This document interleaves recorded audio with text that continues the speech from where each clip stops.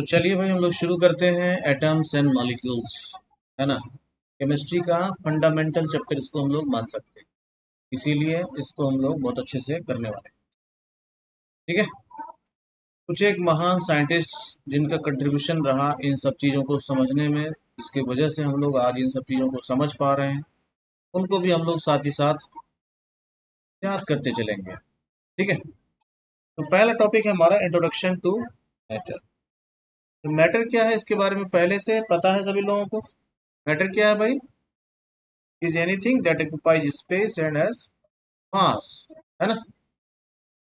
Matter क्या है? जो स्पेस ऑक्युपाई कर रहा है और जो इसमें मास है ना। एग्जांपल के तौर पर हम लोग ये समझ सकते हैं कि एयर मैटर है या नहीं है। Yes, air is matter. Solid जो है वो मैटर है कि नहीं। जो हमारे सराउंडिंग में फर्नीचर्स है, ब्रिक्स है, ये सारा मैटर है या नहीं है। तो यस सर, मैटर है।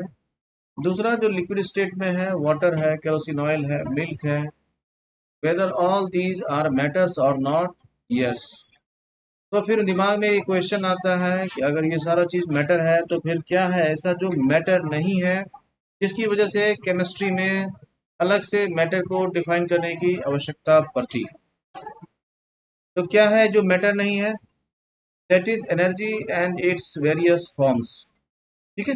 ये क्वेश्चन पूछा जा सकता है कि अगर सारा कुछ सराउंडिंग में जो दिखता है हमको सारा मैटर ही है, तो वो क्या चीज है जो मैटर नहीं है, जिसके लिए अलग से मैटर को हम लोग क्लासीफाई करते हैं।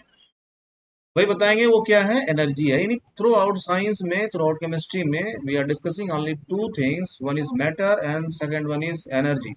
Energy and its various forms. ठीक है। Now come to the point, we will discuss today about matter. तो मैटर जो है उसको, matter is made up of some fundamental particles. Primarily it was unknown, but today it is known to us. These are atoms and molecules. ऐसा basic पढ़े हम लोग तो atoms and molecules देखेंगे। अभी क्या है, केमिस्ट्री बहुत एडवांस हो चुका है, अभी हम लोग इससे भी स्मॉलर पार्टिकल्स जान चुके हैं, है ना। लेकिन तुम्हारा टेक्स्ट बुक इसको नहीं बता रहा, इसलिए हम लोग अभी fundamental particles, atoms and molecules को ही कंसिडर करके आगे बढ़ेंगे। ठीक है। अभी क्या है, एटम्स है, एटम्स से स्मॉलर पार्टिकल्स के इलेक्ट्रॉन्स, प्रोटॉन्स, न्यूट्रॉन्स है, उससे भी स्मॉलर पार्टिकल्स है, जिसको क्या बोला गया, क्या बोला गया उसको, कोई बताएगा।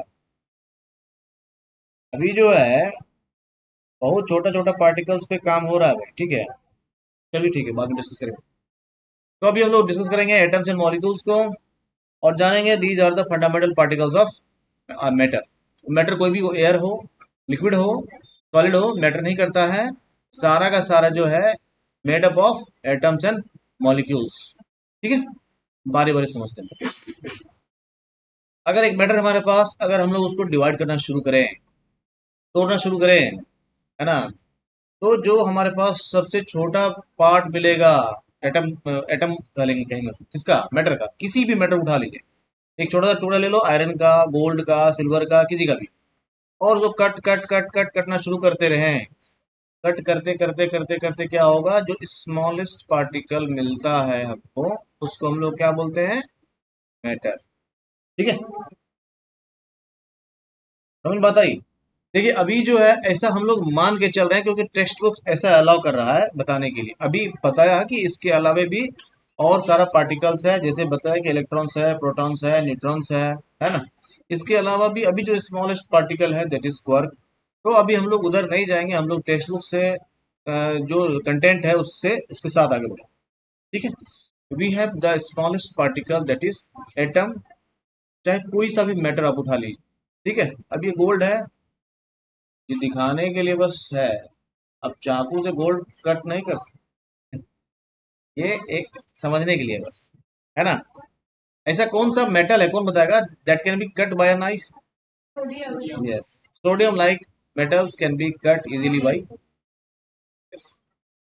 लेकिन सामने जो दिख रहा है आप उसको इस तरह से नहीं कर सकते जिस तरह से दिखाया गया है। ये बस समझने के लिए है। इसको ऐसा कट करते जाए हम लोग छोटे छोटे टुकड़ों में, पूरे जीवन कट करते करते करते करते जाएंगे, तो लास्ट में जो मिलेगा उसको हम लोग क्या बोलेंगे, एटम, है ना। अब है कि एटम को तो तुम चाकू से कट नहीं कर सकते ना, है ना। Atoms are actually invisible by naked eyes, है ना, even it can't be seen by microscope. क्या समझे? तो एटम कितना छोटा हो गया, इलेक्ट्रॉन माइक्रोस्कोप भी उसको देखने में समर्थ नहीं है। समझ गए बात को? लेकिन ये हिंट के लिए है कि आप ऐसे चाकू से कट कट कट कट करते जाते हैं तो जो लास्ट में आपको फंडामेंटल पार्टिकल मिलता है दैट इज एटम। समझ गए? Understanding purpose. चलिए एक बॉन्डिंग रिएक्शन को देखते हैं हम लोग। चारकोल सब लोग समझ रहे हैं? कोल का भाई चारकोल, है ना? नहीं, चारकोल का मतलब समझ रहे हो ना? कोल का भाई, कोल कितना भाई था? चार भाई, चारों जब एक साथ चारकोल जो होता है इसमें एक्सेसिव अमाउंट ऑफ कार्बन होता है, ठीक है। और जो इसको हम लोग जब ऐसा बर्न करते हैं it leaves ash at the end. ऐसा देखो ना, कोल को जब देखते हो तुम ऐसा चाय दुकान वगैरह में जाओ तो व्हाइट ऐश रहता है पहले जलने के बाद। वो क्या है? एंड चारकोल क्या है? चारकोल क्या बड़ी, it is the form of carbon. Charcoal क्या एक्चुअली कार्बन है, कुछ भी हो कार्बन ही है। चारकोल हो, कोल हो, कोक हो, सब क्या है? कार्बन ही है। इसको जब भी हम लोग जलाते हैं तो क्या हो जाता है? ऐश में कन्वर्ट हो जाता है। भाई वो ऐश क्या है अब, है ना? पहले चारकोल था अब ऐश हो गया, ऐसा क्यों हो गया? ऐसा क्या उसमें चेंज आ गया? अब वो क्या चीज है ना? तो चारकोल कहाँ चला गया? ये सारा क्वेश्चंस तुम्हारे दिमाग में स्ट्राइक करना चाहिए, है ना? ऐसा हो जाता है ना कन्वर्ट। चारकोल है, after burning it converts into ash, है ना? ये कुछ महान लोग हैं, है ना? तुम भी मन से पढ़ोगे, क्रिएटिव बनोगे, है ना? ऐसे महान लोगों की लिस्ट में तुम्हारा भी चेहरा आ सकता है ना? हाँ। लेकिन आजकल का बच्चा तो अपना चेहरा इंस्टाग्राम और रील्स में दिखाने में रहता है, ठीक है। तो इस तरह का बहुत सारा क्वेश्चंस था जो लंबे समय तक बहुत सारे साइंटिस्ट को सोचने के लिए फोर्स किया कि भाई क्या वजह है जो पहले चीजें कुछ और होती थी, after burning it converts into some other thing, तो पहले वाला चीज गया कहाँ, ठीक है। इन सारी चीज़ों को समझने के लिए, इन सारा क्वेरी को सॉल्यूशन में कन्वर्ट करने के लिए हम लोगों को कुछ एक बेसिक चीज़ जानना पड़ेगा जो इन महान साइंटिस्ट का देन है, जिन्होंने इस चीज़ों को समझा, परखा, एक्सपेरिमेंट्स किया और फिर एक कंक्लूजन पर आए, है ना? उसमें टू लॉज है, law of chemical combination and second is law of conservation of mass. देखिए भाई, कंजर्वेशन वाला लॉ जितना भी है, all laws are the fundamental laws, ठीक है। वो कंजर्वेशन ऑफ मास हो, कंजर्वेशन ऑफ एनर्जी हो, या फिजिक्स में जो भी कंजर्वेशन ऑफ लॉज पढ़ते हैं, कंजर्वेशन ऑफ मोमेंटम वगैरह जो भी पढ़ते हैं, जो भी कंजर्वेशन लॉज है, ये सब फंडामेंटल लॉज, ठीक है। चलिए बारी बारी देखते हैं। Lavoisier studied combustion reaction in detail. ठीक है भाई, जो भी साइंटिस्ट में काम किए हैं उनको थोड़ा रिस्पेक्ट देना बनता है ना? ये वही महान व्यक्ति थे नाले बाद वाले, है ना? हाँ, ठीक है। और ये फ्रेंच नोबलमैन थे, है ना? कौन सा कंट्री ऑफ ओरिजिन था इनका? फ्रांस, ठीक है। He was able to find the masses of reactants and products. You know about the reactants and products? Chemical reaction में जब हम लोग लिखते हैं तो केमिकल रिएक्शन को हम लोग क्या करते हैं? In the form of chemical equation. When a chemical reaction is represented by symbols, it is called chemical equation. Chemical equation is what? It is the symbolic representation of a chemical reaction. Chemical reaction में या chemical equation में जो left side होता है chemicals, उसको हम लोग reactants बोलते हैं, और जो राइट साइड होता है उसको हम लोग प्रोडक्ट्स बोलते हैं, ठीक है भाई। रिएक्टेंट्स एंड प्रोडक्ट्स समझ गए? तो अब क्या है कि लिवोजियर जो है, जो फ्रेंच नोबेलमैन है, he was able to find the masses of reactants and products accurately irrespective of their physical states, है ना? irrespective of their physical states का मतलब समझ में आ गया? गैस, लिक्विड, सॉलिड ऐसा हो सकता है ना? कुछ जला, कुछ गैस के फॉर्म में निकल गया, कुछ लिक्विड के फॉर्म में आ सकता है, और कुछ सॉलिड रेजिड्यू लेफ्ट ओवर हो सकता है। इन सब के बावजूद ये बहुत अच्छे से इसको किए। He made many important contributions to chemistry and some call him the father of chemistry। ठीक है, कुछ लोग इसको फादर ऑफ केमिस्ट्री मानते हैं, है ना। Based on these observations, he proposed the law of conservation of mass। अब एक बात अभी ध्यान रखना है, अगर कोई पूछे who proposed the law of conservation of mass, है ना, he is Lavoisier। नहीं, किताब में लिखा हुआ है क्या लेकर आए थे, क्या लेकर जा, जो लिया यहीं से लिया, जो दिया यहीं पर दिया, वो भी लॉ ऑफ कंजर्वेशन नहीं। हाँ, पढ़े हो ना जी, यही था लॉ ऑफ कंजर्वेशन ऑफ मास, यही, जो लोगे यहीं से लोगे, जो दोगे यहीं दो, कुछ लेकर जाना। ठीक है, चलिए हम लोग पिछले क्लास में डिस्कस किए थे कि जो हम लोगों को एक्टिविटीज लिखना है या जो हम लोग कोई भी एक्सपेरिमेंट करते हैं उसको लिखने का तरीका क्या होता है। You have to write the aim first, है ना। कोई भी एक्सपेरिमेंट, कोई भी एक्टिविटीज जो करते हैं उसका हमेशा कुछ ना कुछ गोल होता है। सबसे पहला काम होता है आपको वही समझना चाहिए और उसको लिखना। अभी हम लोग जो एक्टिविटी करने जा रहे हैं, इस एक्टिविटी का गोल क्या है। We have to find out the change in the mass before and after a chemical reaction, है ना। ये before and after chemical reaction जो है, कोई मास में चेंज हो रहा है क्या, इसके लिए कुछ एक मटेरियल्स चाहिए हमको, उसका लिस्ट में दे रहा हूँ, ऐसा लिखना है ना। केमिकल्स रिक्वायर्ड और दी एपरेटस रिक्वायर्ड, किसी भी एक्टिविटी या किसी भी प्रोजेक्ट में से करना पड़ता है। इसमें हम लोग जो ले रहे हैं चीज, क्या क्या ले रहे हैं, कुछ केमिकल्स ले रहे हैं और कुछ कुछ लेबोरेटरी डिवाइसेस ले रहे हैं। केमिकल्स में लोग ले रहे हैं बेरियम क्लोराइड, सोडियम सल्फेट। नाम से परेशान नहीं होना है, चैप्टर लास्ट होते होते तुमको सब कुछ से फेमिलियर हो जाओगे, है ना। अभी कुछ देर पेशेंस से कथा की तरह सुनना है, समझना है, जो कुछ लिखने वाला मटेरियल मिले उसको लिख लेना है। अगर कुछ केमिकल्स का नाम आ रहा है उसको लिख लेना है, कुछ केमिकल्स का फॉर्मूला आ रहा है प्लीज राइट इट, कुछ केमिकल्स का सिंबल्स आएगा प्लीज राइट इट, कुछ केमिकल्स का मास नंबर आएगा please right it, without bothering about it. ठीक है, लिखते जाना है, तसल्ली से काम करते जाना है, चैप्टर के लास्ट होते होते केमिस्ट्री में तुम विद्वान हो जाओ, है ना। पीएफ सब chemicals, barium chloride, sodium sulphate, distilled water. इसके बाद कुछ जो है हमारे पास लेबोरेटरी एपरेटस यूज होगा इसमें, दैट इज कॉनिकल फ्लास्क। सारा समझते हुए जाएंगे कॉनिकल फ्लास्क किसको कहते हैं, स्मॉल टेस्ट ट्यूब क्या होता है, रबर कॉर्क क्या होता है, स्प्रिंग बैलेंस क्या होता है, रिटॉर्ट स्टैंड एंड थ्रेड। ये सारा चीज समझ लेंगे हम लोग, कोई दिक्कत नहीं, है ना। नेक्स्ट है हमारा प्रोसीजर, है ना। जब भी ऐसा लिखते हैं you have to write the procedure. ठीक है, प्रोसीजर भी लिखिए कि क्या क्या करना है, तभी तो पता चलेगा। Now prepare a solution. देखो भाई, टर्म जो भी है केमिस्ट्री का उसको समझते जाना है। यहाँ प्रिपेयर अ सॉल्यूशन, यहाँ सॉल्यूशन का मतलब क्या है, if you have a problem you must seek some solution. ये वो सॉल्यूशन नहीं है। सॉल्यूशन का मतलब यहाँ क्या है, यहाँ सॉल्यूशन का मतलब है एक्वस सॉल्यूशन। सॉल्यूशन का मतलब है सॉल्यूट और सॉल्वेंट का कॉम्बिनेशन। ये सॉल्यूशन वो सॉल्यूशन नहीं है जो प्रॉब्लम के साथ आता है। समझ गए बात को, ये केमिस्ट्री का सॉल्यूशन है भाई। Now prepare a solution of barium chloride by dissolving barium chloride in distilled water in a 250 ml conical flask। देखिए केमिस्ट्री में जहां भी वाटर लिखा हुआ है उसका मतलब डिस्टिल्ड वाटर ही होता है। केमिस्ट्री में जो हम लोग वाटर यूज करते हैं, फिल्टर्ड वाटर हो या ट्यूबवेल का वाटर हो, इसको केमिस्ट्री क्या कहता है, इम्प्योर वाटर, जिसको हम लोग मिनरल वाटर बोलते हैं, है ना। टेंट वाला एडवर्टीजमेंट में क्या बोलता है ना, purest form of the water, नहीं, that is actually chemically impure, है ना। अब इसका मतलब ये नहीं उसको पीना छोड़ देना, हमारे लिए मिनरल वाटर ही सही है पीने के पर्पज के, समझ के बात को, but it is chemically impure. तो केमिस्ट्री में हम लोग जो पानी यूज करते हैं वो क्या है, डिस्टिल्ड वाटर, जो हम लोग बैटरी में यूज करते हैं, है ना।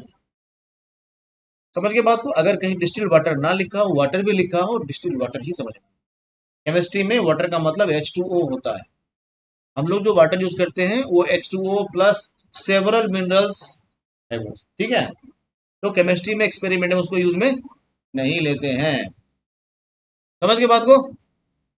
तो now prepare a solution of barium chloride by dissolving barium chloride in distilled water in a 250 ml conical flask। 250 ml का conical flask लेना है, उसमें कुछ एक वाटर लेना है और उसमें बेरियम क्लोराइड डाल के उसको डिजोल्व कर देना। समझ गए बात को? बहुत आसान सा काम है। इसके बाद क्या करिए, बेरियम क्लोराइड हो गया। ये देखो कोनिकल फ्लास्क ऐसा होता है। लेबोरेटरी में जाओगे, इस तरह का जो डिवाइस है ग्लास का बना होता है।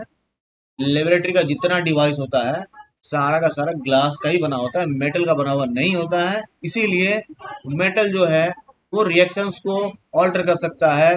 इसीलिए laboratory devices are made up of glass. Clear हो गया? तो बेरियम क्लोराइड ऐसे लेना है, ऐसे देखो कोनिकल फ्लास्क रहता है, इसमें आपको मार्किंग किया रहेगा एमएल, कितना कितना दूर तक पानी भरेंगे तो कितना एमएल होगा, ऐसा मेजरमेंट किया रहता है। ऐसा 250 ml का कोनिकल फ्लास्क ले लो, उसमें वाटर डाल दो और उसमें बेरियम क्लोराइड को डाल के डिसॉल्व कर देने का। ठीक है भाई? तो इस तरह से जब ऐसा करेंगे हमारे पास सॉल्यूशन मिल जाएगा। क्या चीज का? प्रॉब्लम का। क्या चीज का मिलेगा? बेरियम क्लोराइड और वाटर का। ठीक है भाई? Now take some solution of barium chloride. अब वो तुमको सॉल्यूशन मिल गया कोनिकल फ्लास्क में, उससे कुछ सॉल्यूशन लेना है ना? ड्रॉपर समझते हो? ऐसे ड्रॉपर डालेंगे, छोड़ेंगे। बच्चों को ऐसा पिलाने वाला, दवा पिलाने वाला आता है, बस उसको भी ड्रॉपर ही बोलते हैं, है ना? लेकिन लेबोरेटरी में जो ड्रॉपर यूज होता है उसका फ्रंट जो होता है वो ग्लास का बना होता है, पीछे उसमें रबड़ जैसा मटेरियल रहता है, उसको दबाओगे ऐसे खींचोगे तो ग्लास में ऊपर चढ़ेगा वो सॉल्यूशन, और उसमें मेजरमेंट भी लिखा रहता है। 5 ml लेना है तो तुम ड्रॉपर से 5 ml ही लेते हो। ठीक है? वो ड्रॉपर इसमें थोड़ा अंतर होता है, वो बूंद बूंद वाला सिस्टम है। ठीक है? Now take some solution of barium chloride in a small test tube from the above prepared solution. Test tube क्या होता है? एक ट्यूब जैसा स्ट्रक्चर होता है, ऐसा करके इसमें भी मेजरमेंट लिखा रहता है ना? जितना एमएल चाहिए आपको उतना एमएल ड्रॉपर से लेकर के इसमें डाल देना है। ठीक है भाई? Now prepare the sodium sulphate solution. अभी क्या बनाए थे हम लोग? बेरियम क्लोराइड का सॉल्यूशन। केमिकल्स का जो भी नाम यूज हो रहा है उसको याद करके जाना है, ध्यान रखोगे याद हो जाए, कोई परेशानी बात नहीं। अब हम लोग क्या बना रहे हैं? सोडियम सल्फेट का सॉल्यूशन। जैसे जैसे आगे बढ़ेंगे हम लोग इसका सारा का केमिकल रिएक्शंस भी देखेंगे, केमिकल फॉर्मूला भी देखेंगे, और कोई बड़ा मुश्किल काम भी नहीं है, सब यूं ध्यान में भी आ जाएगा। ठीक है? अब जो हम लोग करने वाले हैं, सॉल्यूशन बनाने वाले हैं किसका? प्रॉब्लम का। किसका बनाने वाले हैं? सोडियम सल्फेट का, है ना? सोडियम सल्फेट का सॉल्यूशन। देखिए भाई, केमिस्ट्री में कहीं लिखा रहेगा एक्वस सॉल्यूशन। एक्वस सॉल्यूशन का मतलब होता है सॉल्यूशन विद वाटर। एक्वा मतलब क्या होता है? वाटर। भी आता है ना कुछ कुछ वो पानी प्योर करने वाला एक्वा गार्ड। हाँ, उसका नाम एक्वा गार्ड क्यों है? एक्वा मतलब वाटर, है ना? एक्वा, एक्वा सॉल्यूशन उसी से लो। अगर कहीं लिखा हुआ एक्वा सॉल्यूशन, इसका मतलब है उसमें सॉल्वेंट क्या है? वाटर है। ठीक है? Now prepare the aqua solution of sodium sulphate.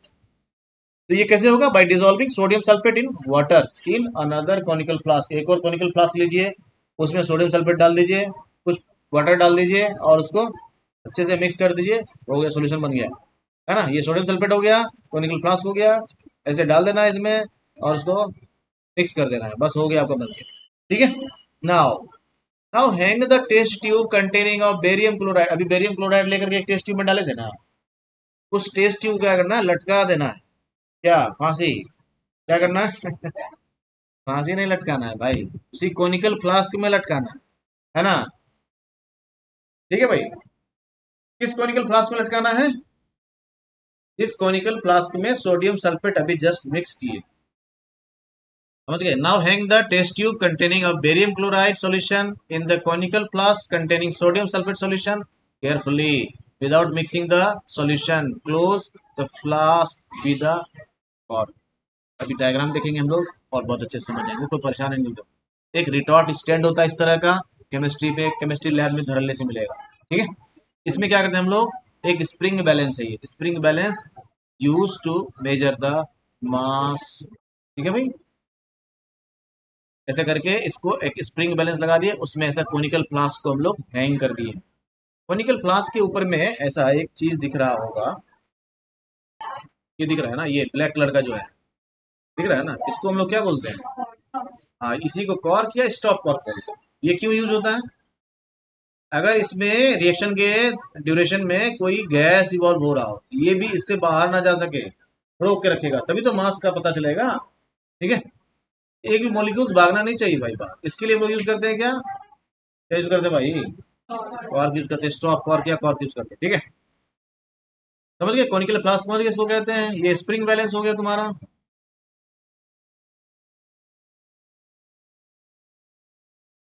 ये क्या हो गया, स्प्रिंग बैलेंस हो गया। ठीक है भाई, ऐसा हैंग कर देना है। इसमें कौन सा मेटेरियल डाला हुआ है, जल्दी बताना है, क्या है इसमें, सोडियम सल्फेट है भाई, है ना। बेरियम क्लोराइड तो हम लोग ट्यूब में लिए हैं, टेस्ट ट्यूब में लिए हैं, नहीं, जल्दी बोलो ना भाई। चलिए भाई, तो इसमें हमारा क्या है, सोडियम सल्फेट है ना, क्या है इसमें, और सोडियम सल्फेट वाले ऐसा फ्लास्क में हम लोग क्या करते हैं, टेस्ट ट्यूब में बेरियम क्लोराइड डाल के, जो पहले डाले थे हम लोग ड्रॉपर से, उसको उसमें ऐसा लटका देते हैं इस तरह से कि उसका जो माउथ है वो उसमें डिप ना हो, है ना, क्योंकि माउथ जैसे ही डिप होगा रिएक्शन स्टार्ट हो जाएगा, है ना। दोनों को अभी सॉल्यूशन को मिक्स नहीं होने देना है, इस तरह से हैंग करना है, और एयर टाइट कंटेनर है। ठीक है, तो उसका मास का रीडिंग ले लेंगे हम लोग। उसके बाद क्या करेंगे हम लोग, उसके बाद जो है कॉनिकल फ्लास्क को मिक्स कर देंगे, ताकि उसमें जो केमिकल है यानी बेरियम क्लोराइड जो है वो मिक्स हो जाए किसके साथ, सोडियम सल्फेट के साथ। तो पहला स्टेप क्या, दोनों को ऐसे हैंग करना है सेपरेटली, और उसका जो वेट है उसको हम लोग को रिकॉर्ड करके लिख लेना है ना। उसके बाद उसको टिल्ट करना है और swirl करना है फ्लास्क को, ताकि दोनों मिक्स हो जाए, दोनों सॉल्यूशन। कौन दोनों सॉल्यूशन, सोडियम क्लोराइड और बेरियम क्लोराइड और सोडियम सल्फेट। ठीक है, सोडियम क्लोराइड नहीं, क्या है, बेरियम क्लोराइड और सोडियम सल्फेट, है ना। चलिए भाई ध्यान दीजिए, ऐसा करके इसको डिप कर दिए और इसको अच्छे से मिक्स कर दिए। अब इससे क्या हो गया, दोनों ही सॉल्यूशन आपस में मिक्स हो गया, और मिक्स होने के साथ क्या हो गया, रिएक्शन स्टार्ट। क्या रिएक्शन हो जाएगा, दोनों ही आपस में रिएक्ट रिएक्ट करेगा। अब जब रिएक्ट कर लेगा तो अब फिर हम लोग इसका रिएक्शन के बाद क्या करेंगे, एक बार वेट करेंगे इसको कि क्या अब भी उतना ही है, या कुछ घट गया, या फिर कुछ बढ़ गया। तो हम लोग अगले बार भी जब ऑब्जर्व करते हैं तो पता चलता है कि पहले जितना था अब भी उतना ही है। इसका मतलब क्या हो गया, बिफोर रिएक्शन और आफ्टर केमिकल रिएक्शन कोई मास में चेंज नहीं हुआ। कंजर्वेशन ऑफ मास को वेरीफाई कर रहे हैं। ठीक है, barium chloride when reacts with sodium sulphate, white precipitate of barium sulfate is formed along with sodium chloride। ठीक है, भी परेशान होने की जरूरत नहीं है, इसको हम लोग इक्वेशन के फॉर्म में भी देखेंगे, रिएक्शन के फॉर्म, ज्यादा दुखी होने की जरूरत नहीं। ये क्या है, barium chloride BaCl2 when reacts with sodium sulfate Na2SO4, it forms BaSO4 barium sulphate plus sodium chloride NaCl, है ना। NaCl क्या, कॉमन साल्ट जो हम लोग खाते हैं, नमक, वही तो है। NaCl क्या है, सोडियम क्लोराइड, कॉमन साल्ट का फॉर्मूला तो है। ठीक है, टेबल साल्ट भी बोलते हैं, है ना, कॉमन साल्ट भी बोलते हैं और टेबल साल्ट भी बोलते हैं। किसी को ना समझ में आ रहा हो तो बता सकता हो,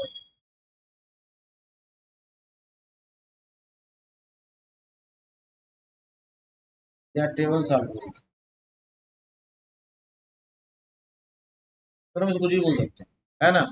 और इसका केमिकल नेम क्या हो गया, ये कॉमन नेम हो गया इसका भाई, केमिकल नेम इसका क्या हो गया, सोडियम क्लोराइड।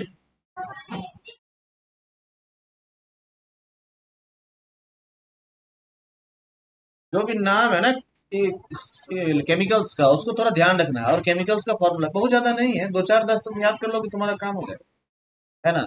बेरियम क्लोराइड है BaCl2 याद रखो, सोडियम सल्फेट है Na2SO4 याद रखो, है ना। बाद में धीरे हम लोग सीखेंगे फॉर्मूला लिखा कैसे जाता है। ठीक है, जब ये दोनों रिएक्ट कर रहा है तो बेरियम सल्फेट बनाता है और सोडियम क्लोराइड बनता है। क्लास 10th में जो हम लोग टाइप्स ऑफ केमिकल रिएक्शन जब पढ़ेंगे उस समय में तुमको ये रिएक्शन काम दे देगा, डबल डिस्प्लेसमेंट रिएक्शन करके आता है, उसमें तुमको ये काम दे देगा, ये रिएक्शन, क्या समझ गए। तो ऐसा जो भी रिएक्शन आता है उसको दो चार दस तो है, याद कर लो, क्या दिक्कत है। ठीक है, पढ़ता हूँ आप, ठीक है भाई। अब हम लोग क्या करते हैं, ऐसा रिएक्शन को बैलेंस कर लिए, यहाँ जो 2 लगाया, ये भी तुम आगे नेक्स्ट क्लास में पढ़ोगे 10th में कि ये हम लोग बैलेंस क्यों करते हैं, why it is needed to balance a chemical reaction, क्यों करते हैं, कोई बताएगा क्या? यस, अभी जो हम लोग पढ़ेंगे ना conservation of mass, conservation of मास जो है उसको ओबे करे, इसीलिए हम लोग करते हैं केमिकल रिएक्शंस को बैलेंस। जिंदगी में बैलेंस ऐसे भी जरूरी, बैलेंस नहीं रहने से सब काम हो जाता है गड़बड़। बैलेंसिंग का रोल सिर्फ केमिकल रिएक्शंस में नहीं है, थ्रू आउट लाइफ, है ना। The chemical reaction takes place and the mass remains same before and after the chemical reaction. ये law of conservation of mass का statement है भाई साहब। Therefore mass is neither created nor destroyed in the chemical reaction, है ना। अगर लिखना चाहें आप इसको तो प्रेम से लिख सकते हैं, है ना। Before and after chemical reaction the mass remains conserved, ऐसा भी लिख सकते हैं, है ना। Mass is neither created nor be destroyed in the chemical reaction, ऐसा भी लिख सकते हैं, जो मर्जी वैसा लिख लीजिए। तो चलिए बढ़ते हैं आगे। The chemical reaction taking place in the above experiment can be written as, अब हम लिखते हैं इसको। पहला हमारा क्या था सॉल्यूशन, बेरियम क्लोराइड का एक्वा सॉल्यूशन, उसके बाद सोडियम सल्फेट का एक्वा सॉल्यूशन, है ना। When they both chemically combine together they form barium sulphate and sodium chloride, ठीक है, समझ गए, ध्यान देना भाई। बेरियम क्लोराइड क्या था, सॉल्यूशन था, एक्वा सॉल्यूशन। सोडियम सल्फेट क्या था, एक्वा सॉल्यूशन था। बेरियम सल्फेट क्या है, ये व्हाइट सॉलिड है, प्रेसिपिटेट फॉर्म करता है, और सोडियम क्लोराइड का एक्वा सॉल्यूशन मिलता है, लेकिन मास जो है इसका रिमेन्स कंजर्व, है ना। In an experiment to verify the law of conservation of mass, the following data was obtained. अब जब भी हम लोग कोई एक्टिविटी करते हैं, अभी प्रीवियस क्लास में डिस्कस किए थे, ऐसा प्रोसीजर लिखने के बाद लास्ट में लोग क्या लिखते हैं, ऑब्जर्वेशन। ऑब्जर्वेशन, क्या आप जो एक्टिविटी की है क्या ऑब्जर्वेशन हुआ, ऑब्जर्वेशन के बाद कंक्लूजन, है ना। तो क्या ऑप्टेन किए, mass of barium chloride taken 20.8 gram, है ना। Mass of sodium sulphate taken 14.2 gram, mass of barium sulphate form product में जो बन रहा है 23.3 gram, and the mass of sodium chloride form is 11.7 gram. इन दोनों का जब हम लोग सम अप करते हैं, किसका, रिएक्टेंट साइड का और प्रोडक्ट साइड का, फिर वेरीफाई करते हैं क्या दोनों इक्वल है, तो भाई ये कितना है हमारा, इसको ऐड करो कितना होगा, 40 ग्राम, जल्दी बोलो ना भाई, कितना होगा, अरे 40 ग्राम हो जाएगा, बोलो ना तो पटाख से, नींद में रहोगे तो कैसे होगा। ये 35 ग्राम, ये कितना हो जाएगा, 45 ग्राम, 35 ग्राम। अब इससे क्या होगा, रिएक्टेंट साइड में कितना मास का पार्टिसिपेट किया, 35 ग्राम, प्रोडक्ट साइड में कितना मास मिला, 35 ग्राम, ठीक है भाई। मास क्या हो गया, कंजर्व रह गया, कोई दिक्कत है क्या, बहुत अच्छे। चलिए बढ़ते हैं आगे। In this case barium chloride and sodium sulphate are reactants, है ना। Here barium sulphate and sodium chloride are products. Mass of product कितना हो गया, 35 ग्राम। क्या दोनों इक्वल है, यस। कंजर्वेशन मास हो गया, हो गया, समझ गए। हम लास्ट में कंक्लूजन लिखेंगे क्या, since the total mass of products in this chemical reaction is equal to the total mass of reactants, therefore the given data verifies the law of conservation of mass. This is the conclusion. समझ गए कैसे activity लिखना है, सारे activities को इसे ही लिखना है, इसी फॉर्मेट में, समझ गए बात को। चलिए तो लॉ ऑफ कंजर्वेशन ऑफ मास क्या हो गया, क्या हो गया भाई, matter is neither created nor destroyed during a chemical reaction. ये एक स्टेटमेंट हो गया किसका, कंजर्वेशन ऑफ मास का। क्या हो गया, matter is neither created nor destroyed during a chemical reaction, ठीक है भाई। Mass can neither be created nor be destroyed during a chemical reaction, हो गया, लिख लिए, ठीक है। More simply the mass of products is equal to the mass of the reactants in a chemical reaction, ठीक है। चलिए भाई इस पर बेस कुछ न्यूमेरिकल देख लें। चलिए पहला 15.9 gram of copper sulphate and 10.6 gram of sodium carbonate react together to give 14.2 gram of sodium sulfate and 12.3 gram of copper carbonate. Which law of chemical combination is obeyed and how? ठीक है, क्या लिखेंगे? Copper sulphate का formula, जिनके पास copy है, pen है, उसका उपयोग कर लीजिए। कॉपर सल्फेट के नीचे कॉपर सल्फेट का फॉर्मूला लिखना है CuSO4। सोडियम कार्बोनेट के नीचे Na2CO3, है ना। सोडियम बाइकार्बोनेट का NaHCO3 होता है, सोडियम कार्बोनेट का Na2CO3 होता है। लिखते जाना है इसको साथ ही साथ। When copper sulfate reacts with sodium carbonate, it forms sodium sulfate plus copper carbonate, है ना। ये भी डबल डिस्प्लेसमेंट रिएक्शन में तुम्हारा चल जाएगा। ठीक है भाई, तो ऐसा करके हम लोग इसको वेरीफाई कर लेते हैं। और हम लोग फिर क्या लिखते हैं कि लॉ ऑफ कंजर्वेशन ऑफ मास तो ये ओबे कर रहा है। टोटल मास ऑफ प्रोडक्ट जो है ये इक्वल है किसके? टोटल मास ऑफ रिएक्टेंट्स के। Hence the above reaction obeys the law of conservation of mass। ठीक है भाई, आज के लिए इतने रहने देते हैं।